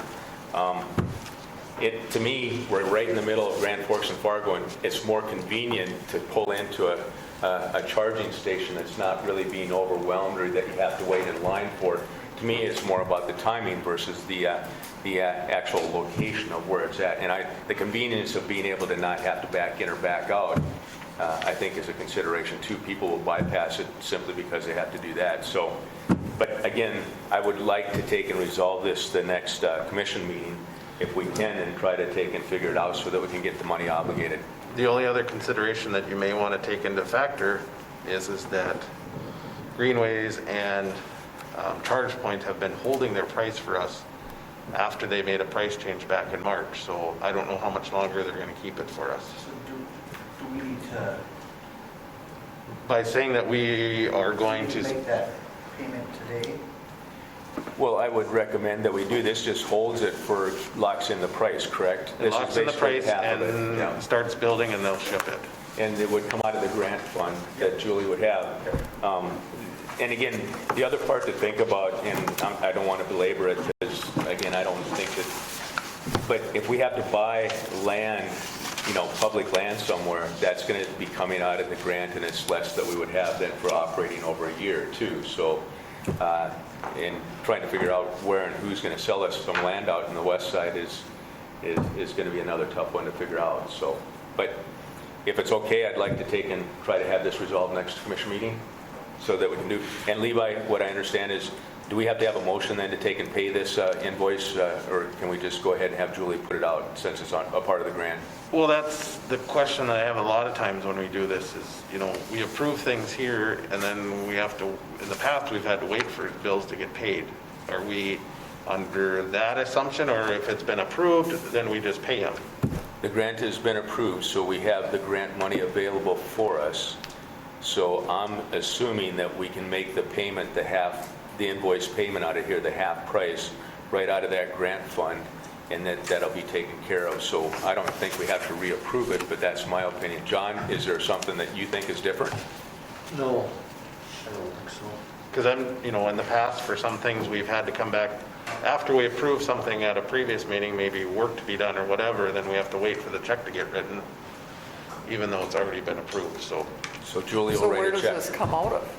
That grant, there's a grant fund that we got accepted. There should be a file that's over in the office that has that money. Oh, okay. It's 108, correct me if I'm wrong, 108 108. something? And it's one of those that we pay for it, so you probably have to take it out to general or somewhere, and then we pay it Get back. reimbursed. Okay. Anything else? Rick? I got just 2 questions. Is Mark, wasn't that his name, the big guy that's going to do, is he still building Storage sheds? storage sheds? Mark. Oh, sorry. I have not heard anything back. What we found out when Mike went out there to take a look at it, it is not in the city. And we gave him, I think, the option that he could go to the county and see if he could get some tax abatement, or, yep, and or if he wants to continue to come in and see if we can annex the city into the city. But right now, he wouldn't be eligible for that tax deduction that he was asking for, and I haven't heard that he's going to pursue it or not. I mean, I have just heard that he was turned down by the offer he had. I don't know. No, Rick. No? He's- Okay, It's that's, in the county, $60 a month, or $60 a year of taxes. He's not no, too big of an arm wrestling match over that. no, but I'm just asking. My second question is there any way, or is it possible, to televise these meetings? A lot of people would like to see them. A lot of them don't, you know, they get the banner and stuff. But there's a lot of elderly people that I've heard that would like to see it. And a lot of times you ask somebody about something in the city, well, I don't know, you know. Yeah, and I think that we would like to bring that question up. I'd like to wait till we get back into the chamber so that whatever we set up is going to be the permanent place where we actually do it. I actually like doing it over here myself, but you can have more of an audience. But I'm not sure that we want to, you know, not go back to the chamber when we can. But that would have to be a camera system, and it would fit in with the speaker system and things that we're talking about, that camera add-on. So The camera add-on is less than $100. You just need a fairly decent webcam to project it, because most of it is the voice. I mean, you look at, I'm sure when you see the Bismarck, it's all way back. It's Yeah. not zoomed in, so. And I would tell you the kicker of that is it would be something that they would go on the internet and look at it, you know, after we were done, it would get uploaded onto the website. It wouldn't be a live thing, but Why couldn't it? It could be. Basketball games, we do church, that's all live. It could be. It's not a hard thing to do.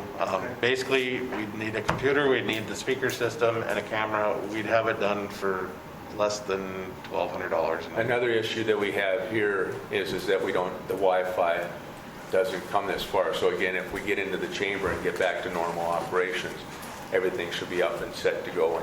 But I think that brings up another issue that we probably need to bring Wi-Fi into this building, which wouldn't be that hard based on when it is open. There's a lot of, like American Crystal and some of those use it for different meetings, so it's probably a good thing to have in here. Isn't it much more crowded over there than here?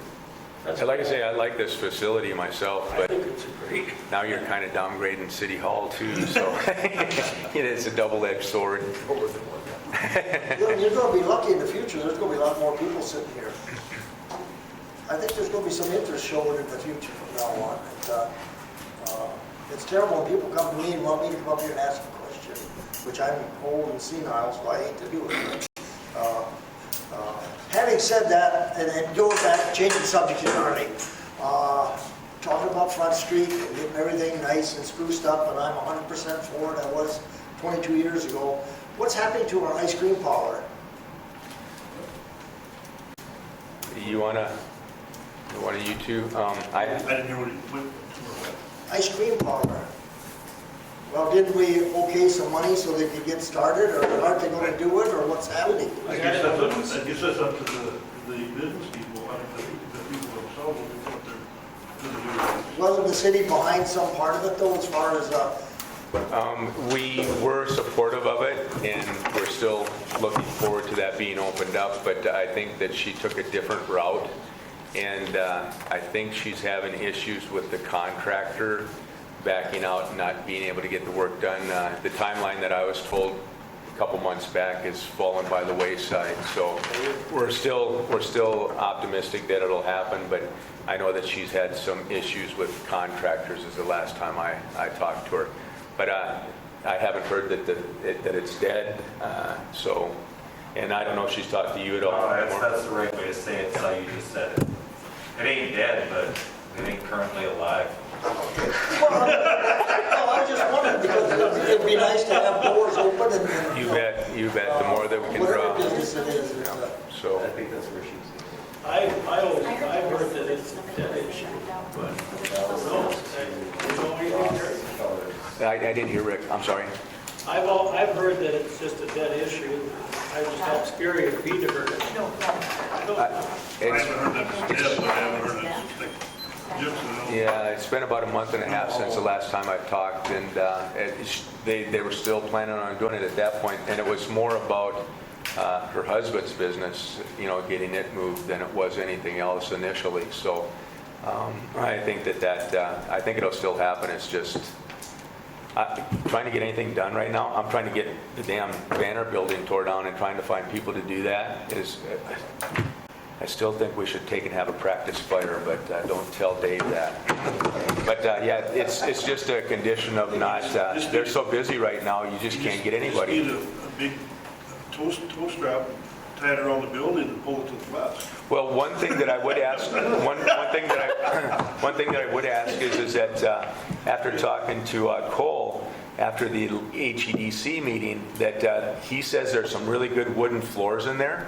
And if there's anybody that wants to come and salvage those tin panels or the wooden floors before it gets demolished, that would help us as, you know, a project, but it also might be some great wood for somebody to take and use for some flooring and stuff. So if you know anybody out there that would be interested in doing that salvage work, geez, please send them my way and I'll hook them up. We'll send some of the guys to dig through the dumpsters down at the shop, we'll send them up there, and they can go in there. Well, anything we can do to kind of help out would be good, Jim, so. You got to Terry, about 6 years ago, I moved a house into town, and the one that was there had all hardwood floors in it. I had a couple come from Minneapolis and took out most of the upper stairs ones. A highway patrolman in town here took out the rest of them, put them in his house. The tin I sold, because all the ceiling was tin. Of course, I'm Scotch, I got, you know, whatever, but I think a little notification on your idiot phone, and you'd be surprised there'd be people in there just having to sign off. The one guy stepped on a nail and wanted me to pay for his tetanus shot, but you know, having mud covered. Yep. Do we have a building inspector as far as on the commission? Well, I think Mike does dual role there. Am I a building inspector? No. Oh, okay. I just was wondering, well, who at the city is gonna, you know, you were elated to it here a little while ago, we're gonna have to go around and look at some of these buildings and force these people to do something with them, which is a very good idea. You know, either, just like a house, either fix the damn thing up or tear it down.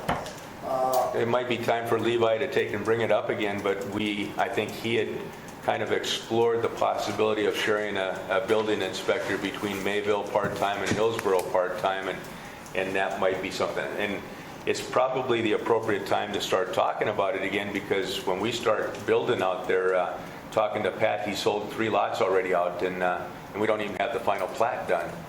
So, you know, again, I think as they start building out there, it would help Mike in the planning and zoning to have somebody that actually goes in and does a little bit of inspection so that we can get the variances, you know, that are needed up in front of the commission before they happen, so. Food for thought. Yep. Talking about past lots, those are industrial ones you sold now, right? Not residential? No, residential. Residential? Yep. Yep. And then they've been in contact with me about the ones that I want to buy, but Sure. so that's separate. But these were residential lots he talked about, and I got the feeling that he had a couple more probably coming in too. Yeah, So we've had Are people they call. gonna, yeah. excuse me, Terry, are they gonna do anything to get this other development that you guys have had to put a lot of economic development money into, I understand, to get the lots sold? Are they gonna do some more to get rid of them? So They're all sold. There's no lots available out They there. are all. They're all gone. They're all gone. That's why we don't have a lot to build on new right now. At Greenfield, there's nothing in Hillsborough right now. Good, good. So that's why it's so important to get going out there, so. Yeah, that's good. Yeah. We talked about that stuff when I bring the quote up, and since you guys want me to add in what it would cost to do the web streaming also. Yeah, we should probably look at the whole package. Okay. I'm guessing I can throw out the $12,000 or $20,000 one. Yes. think you can throw that one out. Unless Jim's going to give us Trail County money. Well, the other thing that I had asked Julie about, we possibly, being that we've had to move, and we're limiting that we may be able to use some of the COVID money for that also, if there's still some available to pay for some of that. Just approved another round today. Yep, good. For you guys. So, that's one place that we could use that money, we could put the stuff in and use that money to pay for it. But I think if we're going to start this, we should probably have Halsted come and run Wi-Fi over here along with, run the cable over and have Joe hook up a Wi-Fi connection over here. And I see, well, we didn't, everybody bring, well, I think that's a pretty good discussion for the commission meeting tonight. Anything else that, Do you want me to cut a check for this Yep. tomorrow with the pickup one? yep, Okay, and send it away. Okay. okay. And do I have a motion for adjournment? Yes. Second? We're adjourned. Who did the first and second? Levi, no, John and Mike. What, did you need these for tonight? Yeah, Yeah, Joe wanted to do some updates on them. City or the state. there's a bunch Or do you need there's a them? bunch of maintenance stuff he's got to do, so When will we get them back? I don't know. I can, if you need it, just let me know, I can let him find out when he's gonna be here, and then With this budget stuff, I hate to give it to them. we can push it off till, it's not that, to be quite honest. The 10th is going to be here, and if Should I just tell them next week? let's tell them that after the next commission meeting. Well, here's what because we're doing our patrol stuff on Thursday. I'll chat with him tomorrow when I talk to him and let him know that we want to do it after the 10th sometime. If Julie needs to send some documents, Right. boy, I'd hate to be without it Exactly. before we get the preliminary budget. I don't disagree with that at all, so. Okay. Yeah, I think even if we do it in September, once we're through the, Even if you leave them turned on, I'm sorry. you leave them turned on for a while, they'll update on Oh, it. okay. That's the biggest Okay. And the only thing, I didn't know the address, Okay, I'll look that up. Okay, so we'll just put that with the building. okay. There's some information that you guys were talking about that I didn't have access to. What's that? Some stuff you're talking about that I didn't have access to. Starting with the loan for Goose River, the total of the terms of that it was for. I haven't got the papers yet on it, for I sure. just did the verbal agreement with Bob over the phone and set that up. And so I can give you what it is. It's 2.9% for 6 years. They extended it from 5 to 6 years, Michelle. And the initial payment is $60,000 this year. it's never And then ending. it's approximately $60,000 in the next 5 years. $63,000 Move my daughter out, so I'm in the empty next 5 nesting. years to take and pay it off. So, So 50,000 plus 63,000 times 5 years. Yep. Okay. Katie, That was for the building and then the two pieces of equipment? Yep, the end loader and the snow blower and the building. Okay. 5:30. And the Did she get variance a, is for square Got her one. slow learning. What is the address? For this one? Shortall? It does help that No, Tom doesn't I know. didn't, I noticed Oh, that was this on the one? agenda for the Jordan one, but I didn't Yeah, understand that was any action the that you took. variance was in the This one, I back. don't know the address. I'm gonna have to go look it There up. were two different variances. Yeah, the other one that Mike talked about didn't have an address. That's, he said northwest at the end of town, and it's going to be 14 foot in front and back instead of the regular 25. And you don't have an address? Nope. I'll have to go look it up. Square One Carpentry bought the property from Bill Ambiel. Bill and Ambiel. Deb Oh, their Ambiel. house? No, it's, Near it, there was their house was here, and that's over here. It's a Same vacant block? lot. Yep, around the corner. Okay. And then the Jordan variance, that one sentence thing that was in the extra. Yeah, it was basically just, we gave a variance for the backyard to, instead of 25 feet, it's going to be 20 feet. And that's in there, yeah, I have that from the supplement, but where are you talking? I mean, That's the ones that they're putting in at the Jordal addition. It'll be for all the backyards. and they don't have any addresses yet. I'm a visual guy. 301A, 301B, Toronto's Court. And then it's 303A, Yeah, 303B, I got Riverwalk, but I don't have the and then Jordal one. 30,